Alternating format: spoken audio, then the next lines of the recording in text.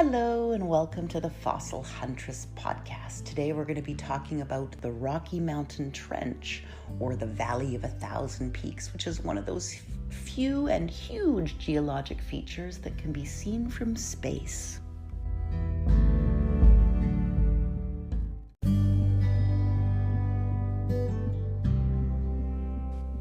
The Rocky Mountain Trench is a series of valleys that primarily a product of geologic faulting and pushing and pulling. We see some in their original V shape and others have been scraped into a U shape by the glaciers. The trench separates the Rocky Mountains on its eastern side from the Columbia Mountains and Cassiar Mountains in the west. And this truly is one of the few geologic features we can see from space, but it's also super handy if you're flying a plane north to south, because it's a really clear and easy feature to see.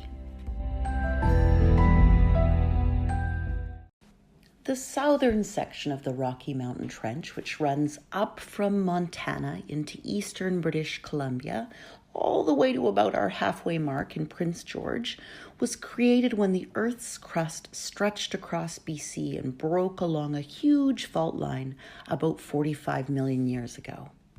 The northern section of the Rocky Mountain Trench begins just above Prince George. So Prince George is, in my mind's eye, kind of the halfway point north to south in BC. And so from just north of Prince George, north again, all the way up to the Liard River, which is just on the BC-Yukon border, the faulting, which is a different faulting system, pushed the other way. So while the southern section of the trench pushed south, this western section of the trench pushed north. Picture a tug-of-war. So everywhere in the world, we get big ugly brutes on one side of a rope and the other, and maybe put a pond of mud or a active fire between them, and they push and they pull. Very similar to what was going on in the San Andreas Fault in California. And this pushing and pulling back and forth created a rift and created these big valleys that we can now see from space. That faulting and pushing and pulling went on for about 140 million years. So we see some push me, pull me north-south and some lateral movement across the margin of that ancient North America. And this was during the time that BC was forming. So we had all these volcanic island terrains, much like the Philippines, erupting and pushing and pulling and riding the undersea Pacific plate, slamming obliquely into the west coast of North America. And so while that initial process of land building or sliding and colliding started about 170 million years ago, back in the Jurassic, it was about 140 million years of geologic push-pull that created the trench. I want you to imagine the British Columbia coast at this time, or the more North American coast, being like a book. And you want to stuff a wedge in there and peel off the top layers. So the continent was doing just that.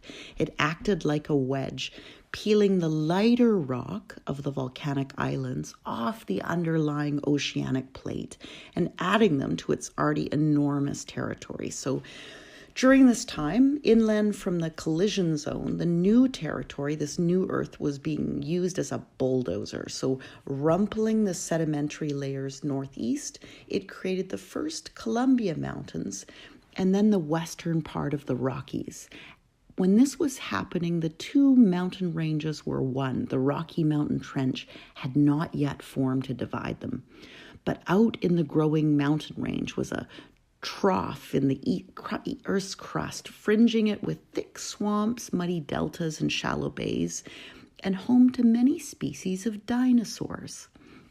The time and pressure transformed these ancient swamps into some of the most beautiful and bountiful cold fields, and today they stretch from southeast of Fernie to north of Sparwood and into the Crow's Nest Pass. So time moved on, and North America's relentless westward movement continued. About 85 million years ago, another series of volcanic islands began to crash into us as the coast mountains Vancouver Island, and Haida Gwaii were cemented onto the continental wedge.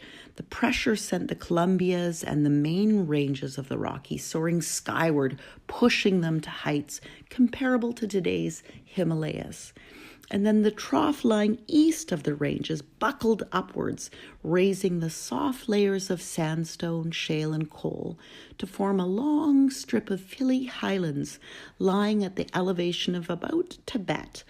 Over time, erosion stripped these soft sediments away, exposing the hard layers that weathered into the front ranges of the Rockies.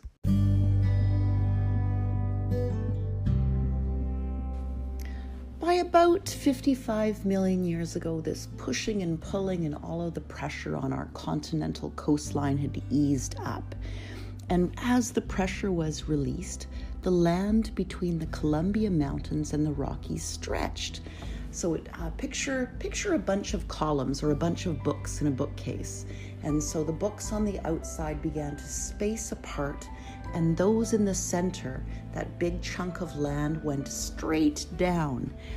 And in a geeky way, that's a half graben block faulting, but it means that some space was made and that central section dropped down. And it's that section that we see now as the Rocky Mountain Trench.